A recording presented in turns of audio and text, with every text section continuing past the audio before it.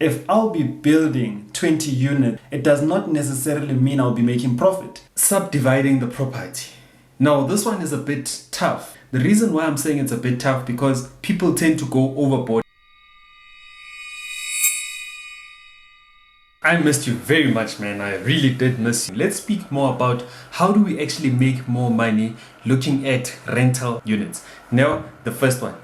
The biggest mistake that especially as beginners that we do, right, is that I buy a property, I live in it, and then later on, once I maybe had a promotion or I moved on to another place, I want to convert the house that I was living in, I want to convert it into a business. And then now I'm already expecting to make a profit.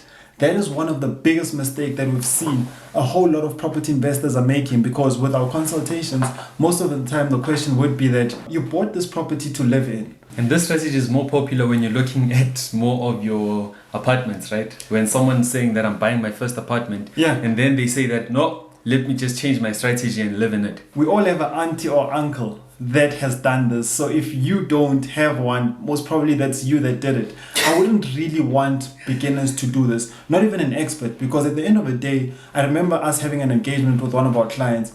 I'm sorry to give out this example, but it's as if you're forcing a side chick to be your main chick, or a side guy to be your main. And because the reason why I'm saying that is that look at the logistics. If we are looking at a property whereby you bought it at 800,000 and then we didn't put any deposit down, so let's just say my bond is 8,000. Now, when I was paying the 8,000, it wasn't a problem. But now that I got somebody to live in that property, only to find out that rentals in that area are going for 6.5, that's a huge problem. So now that's where you find first-time property beginners are forcing rentals to go up. And what's going to happen is that your property is going to stay on the market. So basically what you're saying is that you need to understand, or you need to buy properties intentionally. So if I'm going to be purchasing property right now and saying that I'm going to be renting it out, I need to understand that it needs to make sense financially. And now if I'm saying that I'm going to be buying a property to live in it, when I do decide to actually sell or move out of the property, I shouldn't be shocked if it doesn't make sense financially, right? The second one that I like, right? And a lot of people don't really speak about this. However, this is an additional income. When you're looking at properties that are on the main road or on your corner houses, right?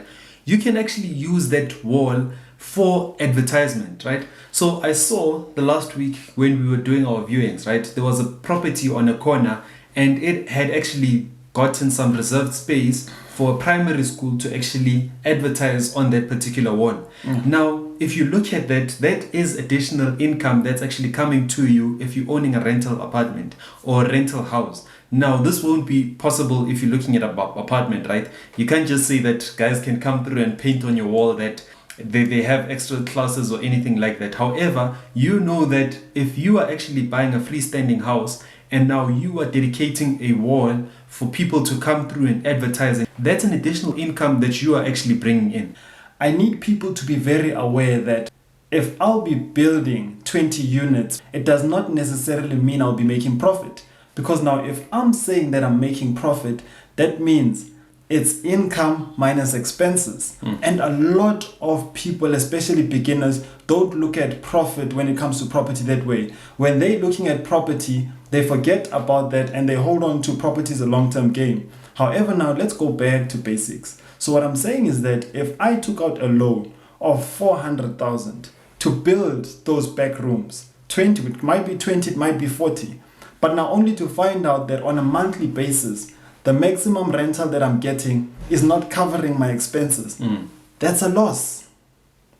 That's a loss. That's a loss. And hence with us, it's more of when we're looking at property, it's nice because we sit down with our accountant and we're like, let's put everything aside and let's look at the numbers. Because at the end of the day, what happens is that you find yourself in a position whereby it's hard to scale. So when I'm saying that they find it hard to scale, is that their income versus their expenses, it does not allow them to buy the next property. Now, the thing that I would actually also like to bring in is that subdividing the property. Now, this one is a bit tough, right? The reason why I'm saying it's a bit tough because people tend to go overboard in terms of subdividing. Now, when you're subdividing, it's always smarter. I'd like to say it's always smarter to not change how the structure of the property looks. So now, what do I mean by this? If someone is going to say that I want to put in more rooms into the property, now you start building back rooms and stuff like that. Now that brings in some sort of change to the structure of the property, which basically means or ultimately means that you need to go back to the municipal and tell the municipal what you've done, right? Yeah. However, what some people do is that they say, for instance, if it's a 3-bedroom house, what they would do is that on the normal door, they would actually divide that house so that that room becomes only one room. Now, if that's only one room, you could actually rent out the rooms individually. Now, renting out the rooms individually might give you more cash flow. However, you need to really calculate this before you start doing that, right? Because it doesn't make sense that if you only rented out to one family and they were giving you 6,000 and you're dividing the property saying that it's 2,000, 2,000, 2,000, you're still getting the 6,000, doesn't really make sense. What you'd want to do is to say 2,500. In that way, if everybody is paying an additional 500, this basically means that you are getting 1,500 extra in your pocket. You're actually right on that one, though, because there's a situation whereby we saw in this area, I mean, even the viewing that we went to today, and we need to be very careful about this, especially when it comes to the type of area where we're buying our properties. You find out that you bought a property and then in your mind it was that I want to build at least 2 units. So I don't want to go overboard. I want to build only 2 units. Only to find out that in that market, people do not want to share.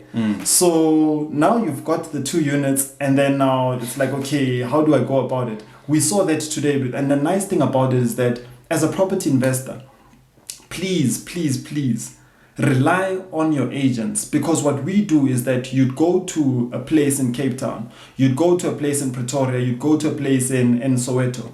Now we need to leverage off other people's experience and expertise. So the only way you're going to do that is by having an open mind. So what we do is that, I'm not saying that you should go to a place without knowing anything and then jump into any deal. It's very important that you rely on the agents to give you information, because we were shocked today when we went to that area. So it's in Johannesburg West.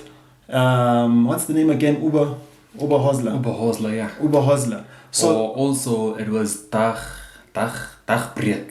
So with property investing, when you get to know these other locations that you were really not exposed to, so it's Dagbreek and Oberhosler.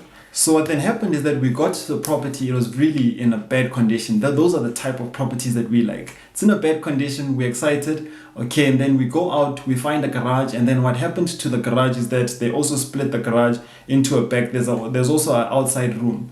So then we asked the agent that if we were to rent this out separately, the back room, will we make money? And then she's like, unfortunately in that area, people, especially the people in the main houses, they do not like sharing. So what's going to happen is that, imagine if we didn't ask that, we were going to invest in that, make it neat, make it a studio, open plan with the lights, only to find out that people in that area don't want to share. So that's going to leave you at the back foot, because you already invested in so much. And here's the thing again, that first time beginners don't look at. When they're looking at comparables in that area, they'll say, okay, your normal houses, your standalone houses are renting out at 10,000. So they'll be like, okay, I'm going to be getting 10,000. And then at the back, even if it's just 3,000, I'm sorted. So in total, I'll be getting 13,000. Not understanding that if I have an additional room and I'll be making people share in one yard, that is going to affect my rental income.